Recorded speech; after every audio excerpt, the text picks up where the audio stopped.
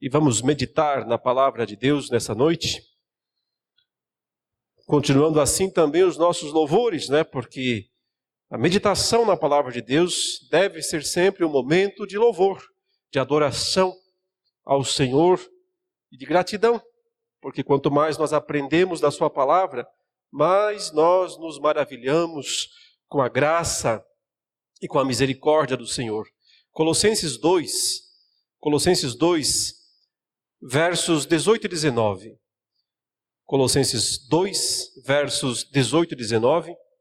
A palavra de Deus diz assim: não deixem que ninguém se faça de árbitro para desqualificar vocês, com pretexto de humildade e culto de anjos, baseando-se em visões, estando cheio de orgulho, sem motivo algum na sua mente carnal, e não retendo a cabeça, a partir da qual todo o corpo, bem suprido, bem vinculado por suas juntas e ligamentos, cresce o crescimento que vem de Deus. Vamos orar mais uma vez. Senhor, suplicamos-te em nome de Jesus Cristo, que tu recebas este culto que neste momento nós prestamos ao Senhor, mediados pelo sangue de Jesus Cristo, pela intercessão do Espírito Santo.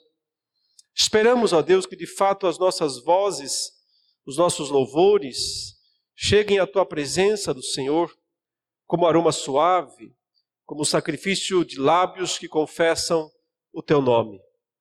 E também, Senhor, na expectativa de que, através da tua palavra, pela iluminação do teu Espírito, tu fales aos corações de cada um, ou de todos nós, nesta noite, edificando-nos conforme o teu querer.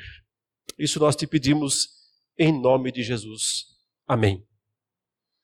Meus irmãos e irmãs, continuando a nossa exposição nessa carta de Paulo aos Colossenses, nós estamos aqui nesta passagem, nós começamos na última mensagem a falar, especialmente nos versos 16 e 17, e agora os versos 18 e 19. Esses 4 versículos, eles nos mostram, eles nos revelam tudo o que há de ruim em termos de práticas que têm sido vistas ao longo de todos esses 20 séculos da tradição cristã, da história da igreja cristã, práticas erradas, mas que muitos acham que são certas, que é o modo correto como se deve viver a fé cristã. E basicamente Paulo nos alerta aqui nos versos 16 e 17 do perigo do legalismo, como nós vimos na mensagem anterior. E agora, nos versículos 18 e 19, aquilo que nós podemos chamar de falsa espiritualidade. A falsa espiritualidade. Algo como um misticismo cristão, mas que não tem fundamento em Cristo, que não tem, por sua vez, também base bíblica. Toda essa carta, o grande tema do apóstolo Paulo é: Jesus Cristo é tudo o que nós precisamos. Nós não precisamos de nenhuma experiência adicional, de nenhum ensinamento adicional, de nenhuma prática ou ritual adicionais, porque nós já temos tudo o que nós precisamos quando nós compreendemos quem é Jesus Cristo, quando nós cremos nele e passamos assim a usufruir de todos os benefícios que existem na pessoa de Jesus Cristo. E é por isso que Paulo gastou a maior parte aqui dos capítulos 1 e 2 da carta aos Colossenses só falando sobre Jesus, explicando que Jesus já existia antes de tudo e de todos, relatando longamente que Ele é o Senhor dos céus, da terra, de todas as criaturas, visíveis e invisíveis. Ele nos mostrou especialmente a grandeza da pessoa divina de Jesus Cristo, na sua encarnação neste mundo, na sua vida de obediência e na sua morte pelos nossos pecados na cruz do Calvário. E aí está, de fato, o grande ato através do qual Ele nos redimiu, nos resgatou. O seu sacrifício, a sua morte na cruz do Calvário. Mas também Paulo nos mostrou a ressurreição de Jesus, a sua vitória sobre todos os seus inimigos, né? Satanás, os principados, potestades. Mostrou então que Jesus lá nos céus governa sobre tudo e sobre todos. Aliás, ele fala desses assuntos em quase todas as suas cartas, mostrando a importância disso, a importância de compreender quem é Jesus, o que ele fez de fato para nos salvar. Qual é seu poder, qual é sua grandeza. E por isso, entendendo essas coisas, compreendendo quem é Jesus e crendo nele, colocando nele somente toda a nossa fé, toda a nossa confiança, o que Paulo quer nos dizer aqui é que nós já temos então tudo o que nós precisamos para ter uma vida cristã, vitoriosa, santa, frutífera, cheia de resultados para a glória de Deus Pai. Mas então, ele tem também nos explicar um pouco sobre os falsos ensinos. E por isso ele nos alertou já nesse capítulo 2, desde o começo, contra o perigo dos falsos ensinos, né? E é aqui nessa parte que ele os caracteriza claramente, chamando de legalismo e de falsa espiritualidade. Notem, só relembrando, que nos versos 16 e 17, ele trouxe, né, à luz o que eram as principais exigências daqueles grupos de falsos mestres que estavam ensinando lá em Colossos, este caminho legalista para a salvação e para a vida cristã. E basicamente eram exigências judaicas ultrapassadas. Exigências judaicas que valeram durante a era do Antigo Testamento, da Velha Aliança, mas que foram totalmente abolidas, essas práticas e exigências na era cristã, no Novo Testamento. Ele mencionou aqui comida e bebida, né, no versículo 16, ele mencionou os dias de festa da religião judaica, ele falou daquela primeira festa do mês, que era o primeiro dia do mês, a lua nova, em que os judeus tinham seus rituais, e falou dos sábados também, né? E lá em cima, ainda no versículo 11, ele já tinha mencionado a circuncisão. Ou seja, basicamente eram essas as exigências que os falsos mestres estavam tentando impor sobre os crentes lá na cidade de Colossos. E o apóstolo Paulo entendeu que se os crentes se submetessem a essas imposições, eles estavam entrando num caminho extremamente perigoso. Porque essas coisas tendem a nos desviar da centralidade de Cristo. Porque passamos a achar que obedecer esses rituais ou essas ordenanças são suficientes. Ou tem algum papel adicional, algum valor para a salvação ou a vida cristã. Ele argumentou que essas coisas todas, e se você não viu essa mensagem, assista, né? Ela está disponível nas gravações do canal da igreja no YouTube. Ele argumentou que elas eram sombras lá do passado, que nós devíamos esquecê-las, uma vez que agora nós temos aqui plenamente revelado Jesus Cristo. Essas sombras, esses rituais, essas ordenanças, tinham o objetivo de apontar para Jesus, mostrar que no futuro ele viria. E ele veio. Portanto, não faz sentido retornar às sombras. Mas é aqui nos versículos 18 e 19, onde ele nos dá mais informações sobre as motivações, né, sobre os argumentos usados por aqueles falsos mestres para justificar a imposição de práticas como essas aqui descritas perante os crentes lá em Colossos, né? Mas vejam que ele começa com uma frase muito parecida com a que ele disse no verso 16, né? Vejam que os versos 16 e 18 começam muito parecidos. Ele fala assim: não deixem que ninguém se faça de árbitro para desqualificar vocês. E lá no 16 ele disse que ninguém julgue vocês por isso ou por aquilo. Aqui é interessante porque lá no verso 16 a linguagem é mais judicial mesmo. Está falando, não deixe ninguém ser um juiz contra vocês, acusando vocês de que vocês não guardam o sábado, vocês não respeitam as ordenanças alimentares, vocês não guardam as datas, as festas, o calendário, a circuncisão. Então, vocês estão sendo acusados disso. E por que ele disse, não deixe ninguém acusar vocês lá? Porque ele tinha acabado de dizer no verso 15, que os nossos verdadeiros acusadores tinham sido despojados já. Os principados e as potestades, os demônios, Satanás, seus anjos, os verdadeiros acusadores já foram despojados. Então nós não podemos deixar que aqueles que não têm direito de fazer isso, nos acusar diante de Deus ou contra nós mesmos, contra a nossa consciência, façam isso agora. Mas agora no verso 18, a linguagem é esportiva. E você deve ter percebido isso, porque inclusive, ele usa um termo aqui, não deixem que ninguém se faça de árbitro. E árbitro você sabe o que é, É o juiz do futebol, é o juiz dos esportes. E o árbitro tem qual função? De impor as regras. E, eventualmente, quando ele percebe que o jogador não está agindo corretamente, o que faz o árbitro? Ele puxa o cartão vermelho. E dá o cartão vermelho e expulsa o competidor, expulsa o jogador do campo. E é essa a ideia, basicamente, que o apóstolo Paulo está dizendo aqui. Só que ele está mandando nós resistirmos esse árbitro aí.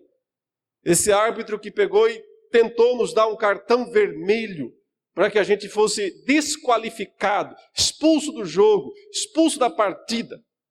Porque esse árbitro, na verdade, é o falso mestre. É o falso pregador. É aquele que está dizendo, se vocês não obedecem às coisas que eu estou mandando, cartão vermelho para vocês. Se vocês não fazem, não cumprem os rituais, as nossas ordens religiosas, vocês estão desqualificados. Porque, em geral, esses pregadores, essas pregações, estão sempre dizendo isso mesmo. Se vocês não cumprem os rituais aqui do nosso grupo, da nossa igreja, vocês não são salvos. Vocês não são cristãos de verdade. Vocês estão fora. E o apóstolo Paulo diz aqui, não aceite esse cartão vermelho. Porque esse cartão vermelho não vem de Deus. Vem de homens. Homens que estão tentando colocar vocês para fora do jogo. Mas sem direito de fazer isso. Mas vejam que o texto nos diz qual é a suposta autoridade desse juiz aqui, desse árbitro, que pegou o cartão e tentou expulsar você da partida, expulsar você do jogo. Em que ele se baseia? Quais são as regras? Porque em geral, lá na partida, lá na disputa, existem as regras. Quais são os argumentos desse árbitro, através do qual ele quer, ou dos quais, dos argumentos, ele quer expulsar você? O texto diz aí. Primeiro, com pretexto de humildade. Segundo, culto de anjos. Terceiro, baseando-se em visões. Aqui estão as três coisas que aqueles falsos mestres aparentavam, diziam seguir, diziam ser os fundamentos da pregação deles. Mas depois o apóstolo Paulo dirá o que era de fato. O que era de verdade. Ele diz, na verdade, o que eles são? Cheios de orgulho, primeiro. Também são três coisas. Sem motivo algum na sua mente carnal, segundo. E não retendo a cabeça, terceiro. Então, por um lado, eles, os falsos mestres, esses árbitros aí, tentavam desqualificar os crentes, argumentavam que eles seguiam três princípios, três fundamentos. Mas o apóstolo Paulo diz, não, o que eles seguem mesmo são essas outras três coisas aqui. Vamos analisar, então, essas expressões que o apóstolo Paulo utiliza para entendê-las com mais profundidade. E assim a gente entende um pouco melhor o que é a falsa espiritualidade. E, por sua vez, compreendendo o que é a falsa, podemos também deduzir qual é a verdadeira. E assim nós terminaremos essa exposição enfatizando o final do versículo 19, que nos mostra aí qual é a verdadeira espiritualidade. Tá certo? Vamos olhar então com detalhes. Qual é o primeiro argumento deles? Paulo fala aqui, com pretexto de humildade. Então, veja, a palavra humildade é super positiva nas Escrituras. Lógico, os crentes são chamados para serem humildes, para viverem uma vida de verdadeira humildade. Mas por que Paulo está usando aqui essa palavra de forma pejorativa? Porque o texto já diz tudo. Era só um pretexto. Um pretexto de humildade. Não era humildade verdadeira, mas uma humildade aparente, uma humildade fabricada. Aliás, meus irmãos, não tem coisa mais fácil de identificar do que humildade. Ou melhor, não tem coisa mais fácil de identificar do que a falsa humildade. Porque se a pessoa é humilde, ela não tenta mostrar que é. Ponto. Porque se ela tentar mostrar que é humilde, não está sendo. Percebe? Não tem como. Se a pessoa quiser de alguma maneira exibir humildade, se contradiz. É contradição em termos. Não é possível. Se tentou mostrar que é humilde, não está sendo humilde. Mas está sendo orgulhoso. Porque está tentando mostrar algo. Vocês se lembram quando Jesus falou sobre jejum? E eu creio que tem muita ligação aqui com esse texto também. Porque normalmente essa palavra humilhação, humildade, né, nos dias de Cristo e também nos dias do apóstolo Paulo, geralmente era quase um sinônimo para jejum. Porque quando a pessoa jejuava, o objetivo era mostrar humildade. E Jesus justamente menciona isso lá em Mateus capítulo 6, quando ele diz o seguinte: e vocês quando jejuarem, não façam como os hipócritas, porque eles transfiguram o rosto quando estão jejuando. Eles evidenciam, eles se mostram tristes, pesarosos, o rosto fica todo transfigurado, para mostrar que estão sendo humildes, que estão jejuando. Jesus diz, isso é altamente contraditório. E se vocês quiserem jejuar de fato, ele disse, lave o rosto, passe perfume, coloquem roupas boas, para que ninguém saiba que você está fazendo isso. Porque dessa maneira, o Pai de vocês sabe que vocês estão fazendo. Mas se você coloca a roupa mais rasgada que tem, coloca aquela cara pesarosa que só, e diz, porque eu estou jejuando. Cristo disse, você só está querendo audiência. Você só está querendo likes, curtidas, né, no seu perfil, na sua vida. E isso, obviamente, não é humildade. Então, o que Paulo está dizendo aqui é que aqueles falsos mestres, eles alegavam ser humildes. E ao fazerem isso, já mostravam que não eram. Portanto, era uma falsa humildade. Porque humildade verdadeira não se mostra, não tem que ser mostrada. Ela simplesmente é. E acabou. Ela é e ponto. Quem é humilde é. Não precisa mostrar, não precisa exibir. Então, o primeiro argumento deles aqui, humildade, Paulo já disse que era falso. O segundo argumento deles, ele diz aqui que eles se baseavam em culto dos anjos. Culto dos anjos.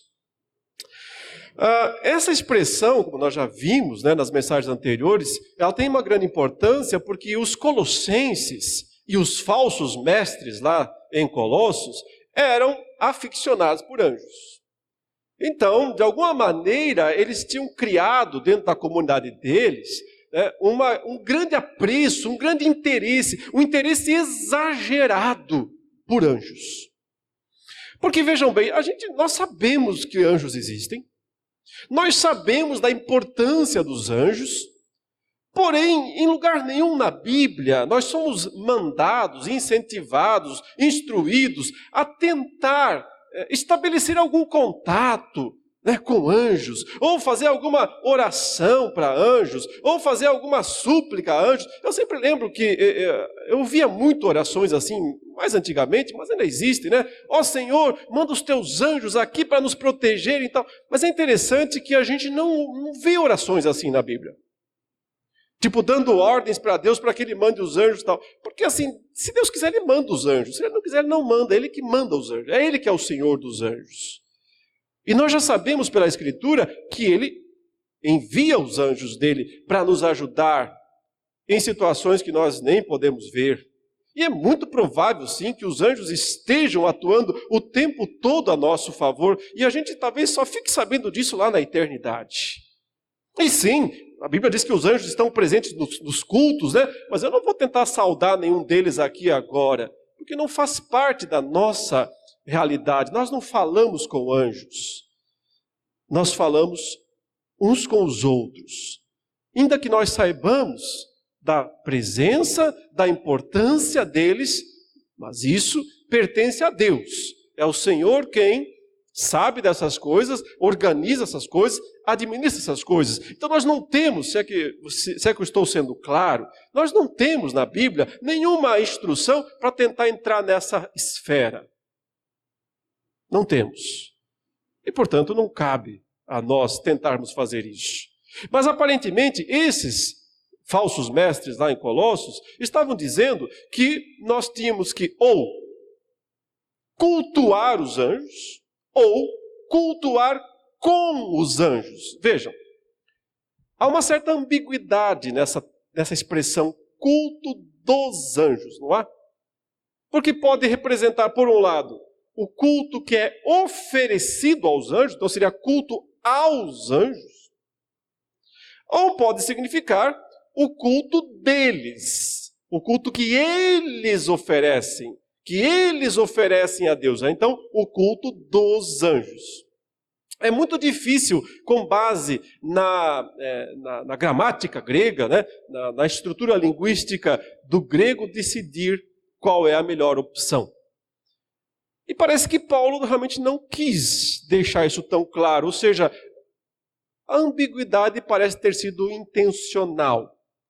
O que poderia então representar que alguns estavam, de algum modo, cultuando anjos, e talvez outros dissessem, vamos participar do culto deles. Não tem aquelas cenas, né, descrevendo os anjos incontáveis louvando ao Senhor, então vamos de alguma maneira ter essas elevações espirituais e participar do culto lá nos céus. O que quer que fosse, Paulo está dizendo, isso não tem sentido, isso não tem valor, isso não é para nós.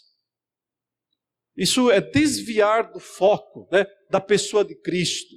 É ir atrás de algo que não nos é posto, não nos é colocado, não nos é sequer explicado na Escritura. Então, é como se Paulo dissesse, vamos pôr o pé no chão. A nossa fé cristã tem que ter o pé no chão. O pé no chão é Cristo. É seguir somente a Cristo, não querer entrar nessas esferas inacessíveis para nós.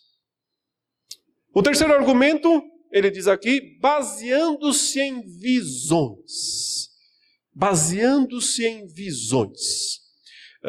Aqui também a expressão basear-se, lá na língua original, né, o apóstolo Paulo diz assim, que eles, é uma palavra difícil de traduzir, por isso que a gente sempre louva a Deus pelas traduções que nós temos em português ou em qualquer língua, né, mas a gente sempre sabe que tradução de Bíblia é algo bem difícil, bem complexo. Podíamos traduzir como se fosse assim, eles ficam querendo dar os detalhes, e mais detalhes das visões que eles receberam, que eles supostamente receberam, que eles dizem ter recebido. Então, aqueles longos relatos das visões que eles supostamente receberam, é isso que eles tentavam com isso, fazer com que a igreja os seguisse, os obedecesse. Porque realmente, irmãos, vamos admitir, né? Se uma pessoa chega, né, e começa a dizer, irmãos, ontem Deus me deu uma visão. E então eu estava no céu. E então eu estava no céu. Então eu vi isso. Então veio um anjo. E me mandou que fizesse isso. Então, irmãos, vocês têm que fazer isso.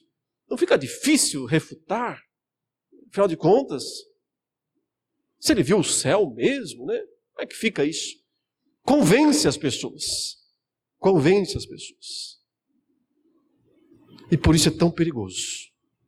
Eu estava lendo uma vez sobre uma das visões que teve uma das profetisas do sabatismo, né? Eu só menciono isso porque aqui, exatamente no verso 16, o apóstolo Paulo falou sobre sábado, sobre a tentativa de impor sobre a igreja a guarda do sábado.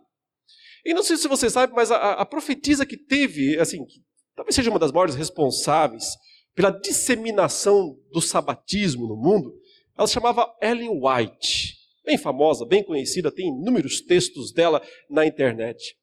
Num dos livros que ela escreveu, nos seus primeiros escritos, lá no capítulo 3 desse livro, ela relata uma visão que ela teve em 1847, se não me engano, no Maine, um dos estados americanos. E ela fala que ela, durante a reunião de oração, num sábado, ela teve uma grande elevação espiritual. E de repente ela não estava mais nesse mundo. E então um anjo veio e pegou ela e a levou até o céu. E ela chegou lá e viu a arca da aliança cheia de ouro, revestida, um templo celeste inimaginável. E então, nessa visão, ela viu os 10 mandamentos, as 2 tábuas da lei. 4 mandamentos numa tábua, 6 na outra. E aí, a tábua dos 4 ficou maior, destaque, mais importantes. E nessa tábua, ela olhou e viu o 4º mandamento, e ele ficou maior do que todos. Um destaque maior do que todos. E aí ela disse, é isso. Nós temos que guardar o 4º mandamento, o sábado. Nós temos que resgatar o sábado. E começou a pregar sobre isso. E até hoje as pessoas seguem essa visão. Não é exatamente o que está aqui? Baseando-se em detalhes e mais detalhes, anjos, visões, tentando fazer as pessoas guardar o sábado, do verso 16. É exatamente isso. Esse é só um caso. Joseph Smith, né, que falou sobre o mormonismo, da mesma maneira, teve uma visão, um anjo apareceu para ele e disse, olha, a verdadeira revelação é essa daqui, o casamento verdadeiro tem que ser dessa maneira, aqui dentro da igreja, dessa forma.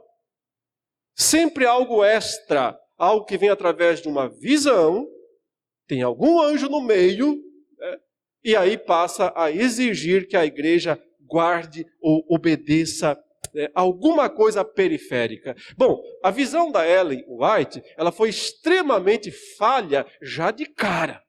Porque, meus queridos, quando perguntaram a Jesus qual era o maior dos mandamentos, ele não falou que era o 4º. Essa pergunta já foi feita e respondida. Senhor, qual é o mandamento mais importante? Ele disse, é o primeiro. Somente Deus, né, deve ser adorado. Ele elevou, de fato, se tem um mandamento mais importante, não é o 4º, é o primeiro, que destaca a grandeza de Deus e que não se pode ter outros deuses diante dele, somente ele deve ser adorado e exaltado. Ou seja, a visão da profetisa contrariou a palavra do próprio Cristo. Mas as pessoas não percebem. Se teve visão, se tem anjo no meio, se tem coisa extraordinária, as pessoas seguem. Aí está o perigo. Mas notem, os argumentos dos falsos mestres, então, primeiro, nós somos humildes. Segundo, nós estamos com os anjos. Terceiro, nós temos visões. Mais ou menos isso. O que é que o apóstolo Paulo diz? Não. Eu vou dizer o que de fato vocês têm. As 3 coisas que vocês têm. Primeiro, vocês são orgulhosos, não são humildes. Estão cheios de orgulho. Exatamente o contrário do pretexto de humildade. Vocês são cheios de orgulho. O orgulho que tenta impor sobre os outros a própria posição ou a própria visão, mas não respeita de fato a palavra de Deus. Então, na verdade, ele diz, vocês não são humildes, vocês são orgulhosos. Segundo, ele diz, sem motivo algum na sua mente carnal. Outro texto, outra expressão, outra frase difícil aqui de traduzir, né? Quando o texto coloca assim, sem motivo algum, vem daquela ideia de algo vão, né? Sem motivo, é alguma coisa vã. Vã dá a ideia de algo cheio, mas vazio ao mesmo tempo, que parece cheio, mas é vazio. Então, deixa eu cortar aqui o assunto. O que ele diz é o seguinte, vocês são inflados, como um balão, porque a palavra grega significa isso mesmo, inflado. Inflado pela mente carnal. Inflado pela mente carnal. Isso é o que literalmente Paulo fala aqui nesse verso. É igual um balão, quando você enche o balão, ele fica grande, não fica? Fica enorme. Mas o que tem dentro? Ar. Vazio. Inflado, mas vazio. A falsa espiritualidade é exatamente isso. Primeiro, ela não é humildade, ela é orgulho. Segundo, não tem nada a ver com nós estamos com os anjos, vocês estão com o vazio da mente de vocês. Uma mente inflada, mas vazia. Argumentos totalmente falhos, falíveis, que se originam numa mente caída, numa mente carnal. É interessante porque eles queriam ser espirituais. E Paulo está dizendo que eles eram apenas carnais. E finalmente a última descrição de Paulo, e a mais importante aqui, ele diz, e não retendo a cabeça, a partir da qual todo o corpo, suprido e bem vinculado por suas juntas e ligamentos, cresce o crescimento que vem de Deus. Ou seja, ele diz, só podia mesmo ser orgulho, só podia ser mesmo uma mente inflada, mas carnal, porque vocês não estão ligados a Cristo. Vocês não recebem esses ensinamentos de Cristo. Cristo não ia ensinar essas coisas erradas. Então vocês não recebem isso de Cristo. Vocês não estão, de fato, retendo a cabeça. Não é interessante usar essa expressão, reter a cabeça? Você, precisa ter a cabeça aí em cima, senão vai ser complicado. Se você perder a cabeça, claro que há um sentido genérico, de perder a cabeça, mas literalmente perder a cabeça significa morrer. Como é que você pode ser um corpo sem cabeça? Mas é isso que Paulo está dizendo que os falsos mestres são. Eles são, na verdade, decapitados. Eles não têm cabeça. Porque a cabeça é Cristo. Mas Cristo não está ali. Não está nessa igreja que prega legalismo ou falsa espiritualidade. Então, é sem cabeça. Não retém a cabeça. Não podia haver acusação mais forte do que essa. Não tem como algo ser pior do que Paulo fala isso. Não retém a cabeça. Um corpo sem cabeça. A igreja é o corpo de Cristo. Mas o corpo precisa da cabeça. Como é que vive sem cabeça? Não tem como viver sem cabeça. E por isso é uma falsa espiritualidade. Mas isso já nos ensina qual é a verdadeira. Qual é a verdadeira espiritualidade? É aquela que vem diretamente da cabeça para o corpo. Da cabeça que é Cristo, para o corpo que é a igreja. Vejam, tanto a descrição do legalismo aqui nos versos 16 e 17, quanto da falsa espiritualidade, ou do misticismo aqui nos versos 18 e 19, nos sugerem, as duas descrições, nos sugerem algo forte aqui.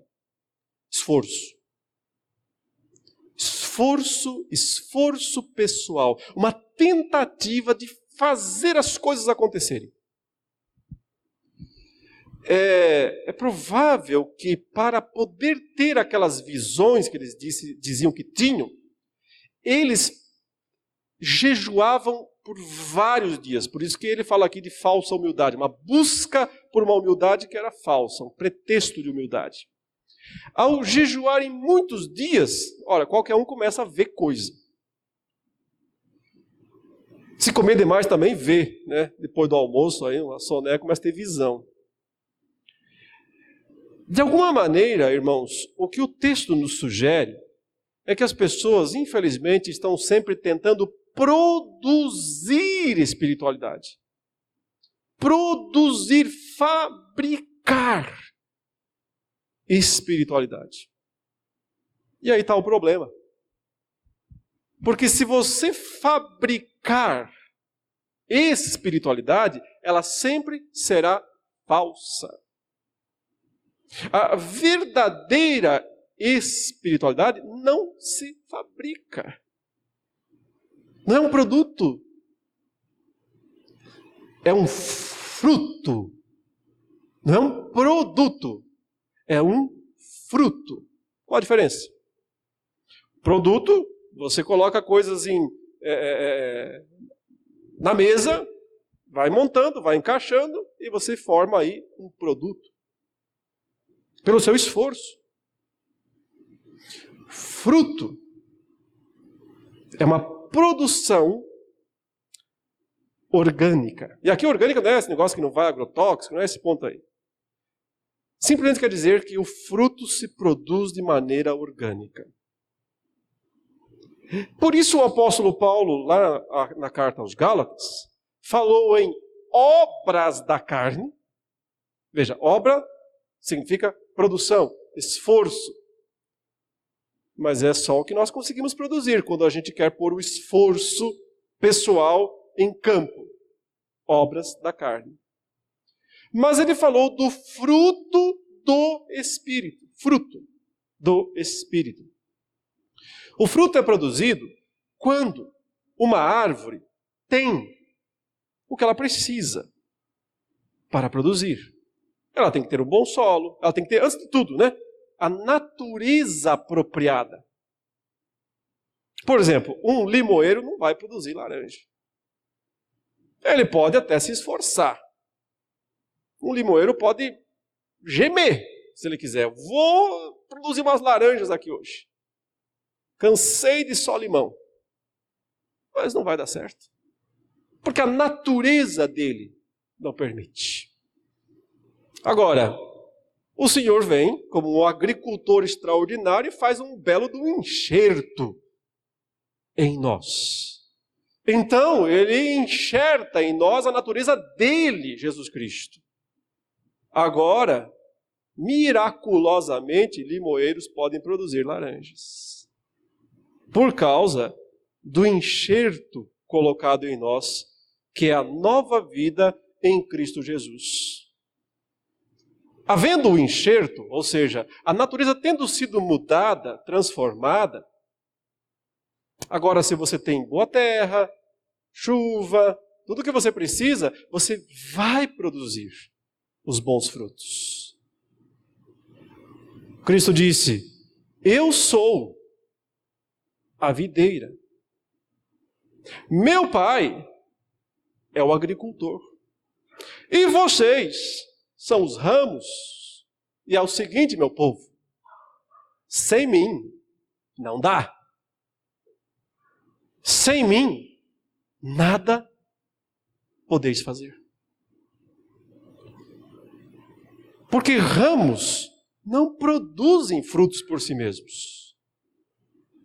Eles dependem da videira, da planta, que é Cristo. Espiritualidade verdadeira é essa mesma relação orgânica aqui quando Paulo diz, a cabeça, que é Cristo, que comanda, que coordena, que alimenta o corpo.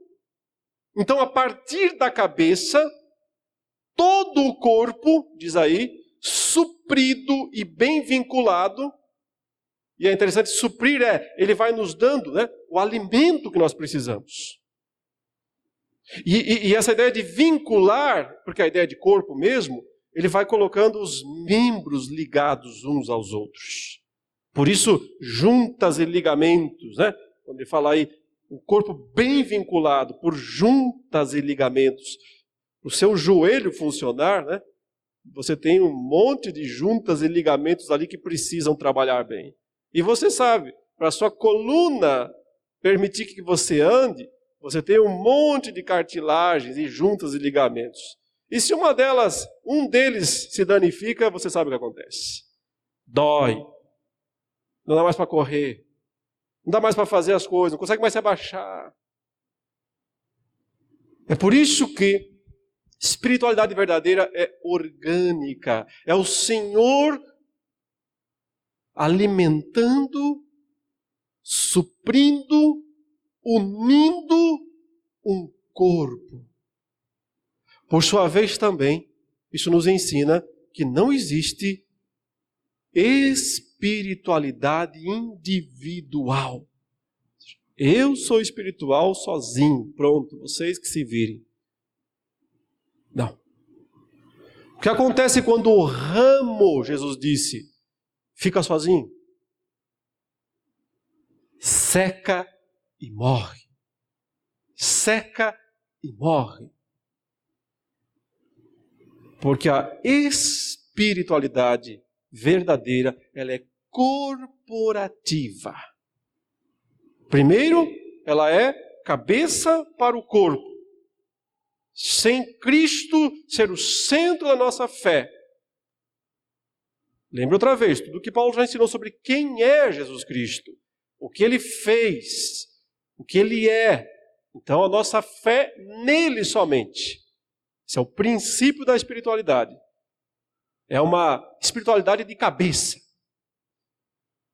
Ou do cabeça, ou da cabeça, que é Cristo Jesus. Ligado à cabeça, dá para ter espiritualidade. Desligado, você é uma mula sem cabeça. Você não tem corpo, você é um corpo sem cabeça. Não tem como você ter espiritualidade. Mas a cabeça, que é Cristo, quer alimentar todos os ramos, todos os membros do corpo. Então, se você diz, mas eu estou fora, e eu vou viver a minha vida por aí sozinho, é um ramo cortado. Porque é no corpo que o Senhor alimenta, supre a sua igreja. E desse modo, corporativo, todos nós, Paulo fala aqui, né? O corpo cresce o crescimento que vem de Deus. Não o crescimento que vem do marketing, não o crescimento que vem dos rituais, da fábrica de espiritualidade, mas o crescimento verdadeiro que vem do Senhor. Então, meus irmãos, aprendamos, né, de uma vez por todas, espiritualidade não se fabrica. É o resultado da nossa relação com Cristo e somente com Ele. Da nossa compreensão da grandeza e da suficiência de Jesus Cristo para nós. A nossa fé nele, centrada só nele, faz com que, sim, agora, participantes desse corpo, juntos nós possamos crescer nas virtudes, nas boas práticas, e elas estão no capítulo 3 em diante, falaremos sobre elas detalhadamente, como é a espiritualidade na prática. Mas é importante entender que não existe espiritualidade na prática sem antes na teoria. E a teoria é aqui, Cristo, o que Ele é para nós, o que significa para nós, nossa fé somente nele, rejeitando legalismos, rejeitando falsas espiritualidades, misticismos, e nos fundamentando sempre mais e mais na pessoa do Senhor Jesus Cristo. Rejeitemos todo e qualquer tipo de fábrica de espiritualidade. O que são fábricas de espiritualidade? São rituais. Em geral, são rituais. A igreja cristã, ao longo dos séculos, ela aprendeu que rituais funcionam. Quando eu falo igreja, eu estou falando, genericamente, é claro. Se percebeu há muito tempo que rituais funcionam. Então, as igrejas em geral, elas são fábricas de rituais. Rituais podem ser aqueles rituais chatos, maçantes, cansativos, mas também podem ser aqueles rituais modernos, atrativos, agradáveis. Vários tipos de rituais. Mas sempre que você precisa cumprir um ritual, qualquer que seja, para que a sua espiritualidade aflore, vai aflorar, mas não vai ser, de fato, espiritualidade. Porque a verdadeira espiritualidade não é fabricada. Ela é um fruto da nossa relação com Cristo. Ele como cabeça. Nossa cabeça. E nós como seu corpo. Então, a seiva da videira vem até os ramos. E eles ficam verdes. E eles produzem frutos. E esses frutos são aqueles bem simples mesmo, que Paulo fala lá, inclusive em Gálatas 5. Amor, alegria, paz, bondade, longanimidade, mansidão, domínio próprio e tantas outras virtudes. A evidência delas na nossa vida. Ou seja, você olha para a árvore e diz, quanta laranja, bela árvore. Você olha para alguém e vê bom senso, bondade, benignidade, amor, mansidão, domínio próprio, alegria, amor, paz. E você diz, quanto fruto, que beleza. Essa é uma árvore boa. Nada adianta. Cheio de visões, cheio de conversinha com anjo, cheio de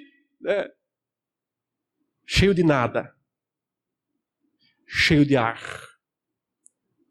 Se a vida não mostra na prática o que é ser de fato espiritual. Queridos, para todos nós isso, Essa é uma mensagem para todos nós que devemos buscar na nossa vida cristã a verdadeira humildade.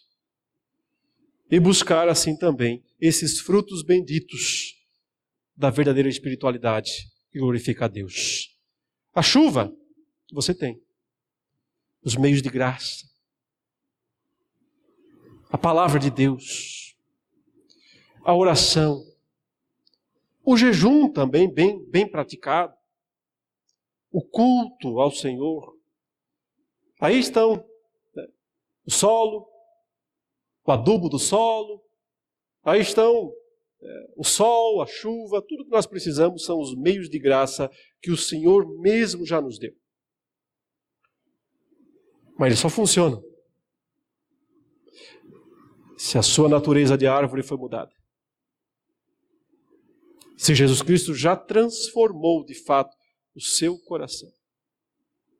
Se Ele já enxertou ali a nova natureza. E como é que Ele enxerta isso? Pela fé. É isso que a Bíblia diz. Creia e você será salvo. Creia em Jesus Cristo como seu único e suficiente Salvador. E você terá, como benefício da graça de Deus, a nova natureza implantada na sua vida pelo Espírito Santo. E Ele produzirá em você esses benditos frutos da espiritualidade verdadeira. Que Deus nos abençoe, em nome de Jesus.